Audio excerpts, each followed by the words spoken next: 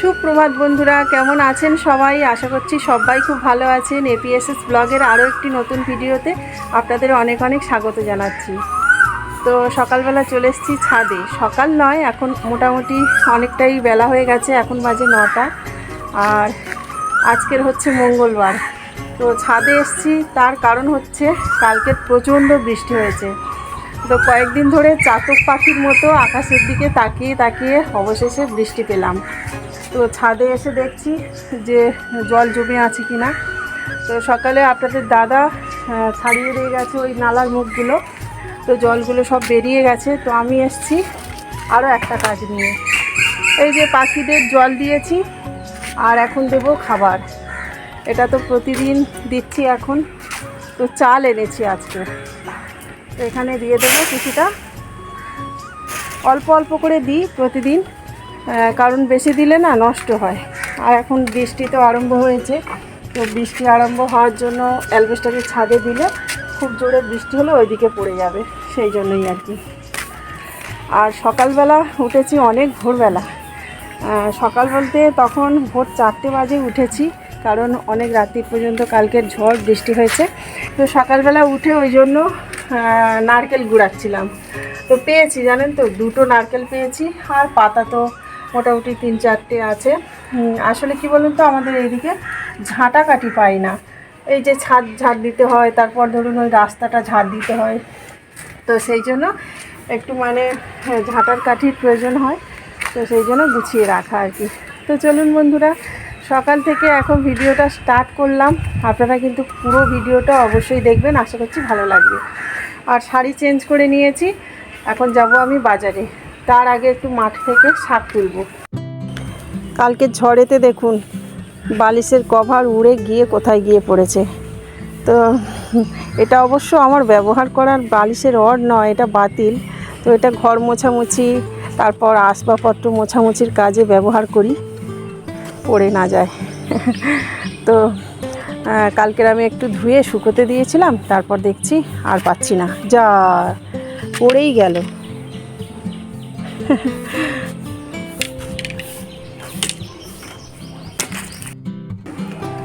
সংসার হলো এমন একটা জায়গা যেখানে মেয়েরা ঢুকলেই সংসারী হয়ে যায়।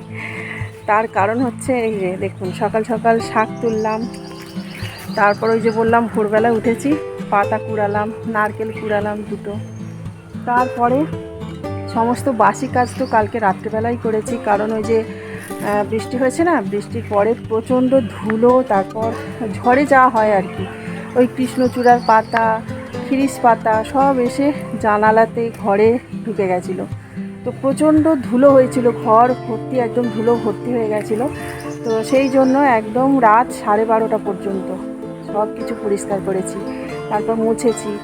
আর বাসন কোসনও মেজে রেখেছি, 2-4টে যা আছে সেগুলো স্নানের সময় মাজবো। এখন হাত দেবো না, স্নান করব, তার আগে কয়েকটা বাসন পড়েছে সেগুলোই মাজবো। আর সকালে না টিফিন খাওয়াও আমাদের হয়ে গেছে। সকালবেলা রুটি নিয়েছিলাম, রুটি আর চা খেয়েছি, আর একটু মুড়ি মেখেছিলাম, সেটাও খেয়ে নিয়েছি। তো আজকের আর সেগুলো কিছুই আপনাদের সাথে শেয়ার করা হয়নি। এখন তুললাম শাক। তো এবারে আমি যাব বাজারে, অনেকটাই বেলা হয়ে গেছে। চাল বাড়ন্ত, আলু বাড়ন্ত, পেঁয়াজ বাড়ন্ত। তো মুদিখানা বাজার 2 দিন আগে করলাম, কিন্তু এই বাজারগুলো করতেই হবে। তো সেই জন্য সকাল সকাল চলে যাচ্ছি বাজারে। এত রোদ্দুর, সেই জন্য ছাতা নিয়ে বেরালাম। আর সঙ্গে দেখুন সাইকেল নিয়েছি, কতগুলো ব্যাগ নিয়েছি। আজকে প্রচণ্ড রোদ্দুর, বৃষ্টি হওয়ার পর খুব রোদ্দুর উঠেছে। আর সাইকেলটা নিলাম কারণ এই সাইকেলটা বারে বারে চেঞ্জ করে যাচ্ছে, সেই জন্য এটাকে সারাতে হবে। আর 3টে ব্যাগ নিয়েছি। তো চলুন দেখি, এটাকে আগে সারাতে দেব, তারপরে বাজার করব।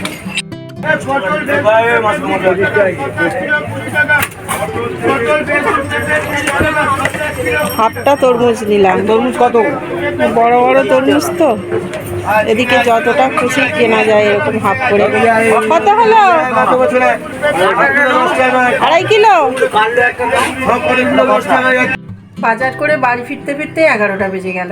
অনেক বাজার করেছি আজকে। আর সাইকেল সারালাম, তারপর অনেক বাজার করলাম, বাড়িতে এলাম, তো অনেকটা টাইম চলে গেছে। এখন আমি সবজিগুলো কাটাকাটি করব। তো কি বাজার করলাম আপনাদেরকে একটু দেখাই, দাঁড়ান।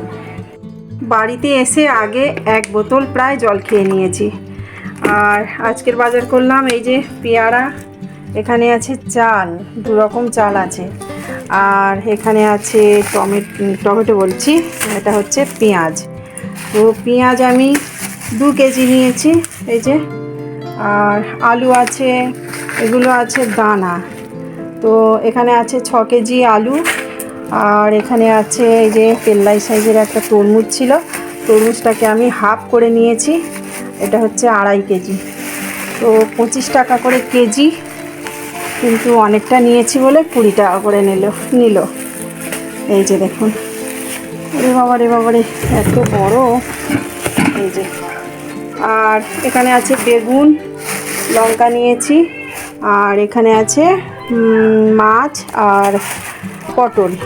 তো এই হচ্ছে আজকের বাজার। চলুন এখন সবজি কাটাকাটি করি, দেখি আজকের কি রান্না বান্না করি। তো এই দেখুন, এখানে মাছগুলোকে কেটে ভালো করে ধুয়ে রেখেছি, আর মোয়াটি মাছের পেটে দেখুন ডিম হয়েছে। শাকটাকে ভালো করে কেটেছি, আর করব বেগুন ভাজা, আর সাথে এই মাছটা আলু দিয়ে, এই যে ঝুড়ো ঝুড়ো করে আলু কেটেছি, এটা দিয়েই ঝাল চচ্চড়ি হবে। তো এই যে সমস্ত কিছু কেটে নিয়েছি, আর এদিকে আমি রান্নাও চাপিয়ে দিয়েছি। তো চলুন ঝটপট রান্না করে ফেলি। এমন একটা মাছ এনেছি, দারুণ। এমন একটা মাছ এনেছি, কাটতে কাটতে 12টা বেজে গেছে। গো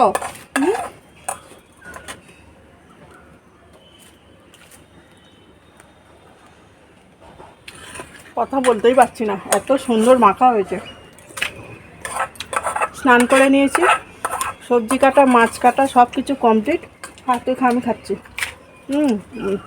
ছেলে বলছে মা দারুণ জিনিস একটা করেছি, খাবে এসো। তো আমি বলছি কি, দেখলাম যে পেয়ারা মাখা, কিন্তু স্নান করে তো সঙ্গে সঙ্গে ফল খেতে নেই, সেই জন্য বলেছিলাম একটু পরে খাচ্ছি, তুই খা। তো 1 গাল মুড়ি খেয়ে তারপরে বাইরের দিকে এসেছি ফুল তুলতে। তো তারপর দেখছি পেয়ারা মাখাটা এত দারুণ মেখেছে কি বলবো। পেয়ারাতে পেঁয়াজ কুচিয়ে দিয়েছে, ধনে পাতা দিয়েছে, তারপর লেবু দিয়েছে, শুকনো লঙ্কার গুঁড়ো দিয়েছে, ধনে পাতা আর কি গোলমরিচের গুঁড়ো দিয়েছে, জিরের গুঁড়ো দিয়েছে, দারুণ লেগেছে। তো এখন ভোগ জল দেবো, তারপরে রান্নাবান্না করব। গাছে তো তেমন একটা ফুল ফোটেনি আজকের, ওই একটা ফুটেছে, তো ওটাই তুলে তুলসী মাতাকে দেব, তারপর জল দেব তুলসী গাছে। আর এই তো কটা দিন আর বৈশাখ মাস আছে, তারপর জলধারা নামিয়ে দিতে হয়। তো চলুন এখন ভোগ জল দিই, তারপরে রান্নাবান্না করি। এই ফুলটা অনেক ফোটে, তবে ছোট্ট গাছ তো ওই জন্য একটাই ফুটেছে।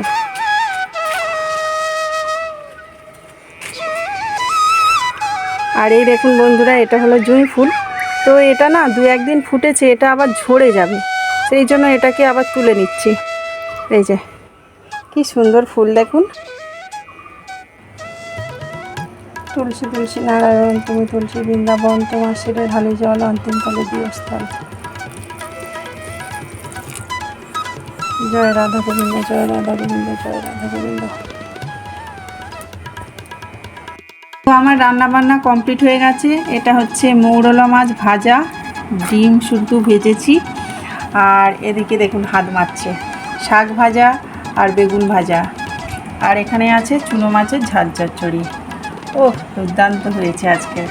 তো চলুন, ভাতও বেড়ে নিয়েছি, এখন খেয়ে নেওয়া যাক।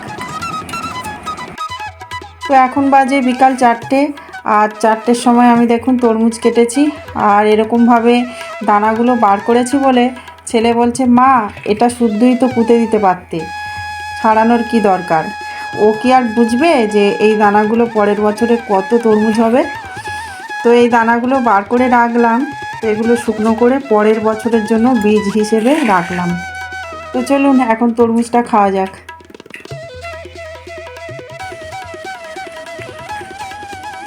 যা পালিয়ে গেল, কি রেখা, এটা হচ্ছে বিড়ালদের আস্তানা। এই কি ব্যাপার, কি ব্যাপার, হ্যাঁ বিকালবেলা করে সৌম্য একটু খেলা করে এখন। তো বাবান আছে ওখানে, আর একটা সৌম্য আছে, ও একটু খেলে, আমি একটু বাইরের দিকে যাই। তো বিকালে করে একটুখানি না খেললে না ওরও মনটা ভালো থাকে না, সেই জন্য ওকে একটু খেলাতে দিলাম। তারপরে আমি একটু যাচ্ছি এইদিকে, তো সৌম্যর আন্টির সাথে একটু কথা ছিল ওই জন্য আর কি। আর এইদিকে দেখুন বড় একটা বাড়ি ছিল দোতলা, সেটা ভাঙা হচ্ছে। তো জায়গাটা অনেক পরিষ্কার লাগছে, ফাঁকা ফাঁকা লাগছে। তো সব কিছু না সময়ের সঙ্গে সঙ্গে চেঞ্জ হয়ে যাচ্ছে, এটাই অবশ্য নিয়ম, প্রকৃতির নিয়ম এটাই, সময়ের সঙ্গে সঙ্গে সব কিছু চেঞ্জ হয়ে যাওয়া। তো চলুন একটু কথা বলে নিই, তারপরে বাড়িতে চলে যাব। তো রাতে রান্না চাপিয়ে দিয়েছি, রাতে করছি ভাত, আর এদিকে হচ্ছে পটল ভাজা, আর দুপুরবেলাকার সমস্ত তরকারি আছে ওই জন্য।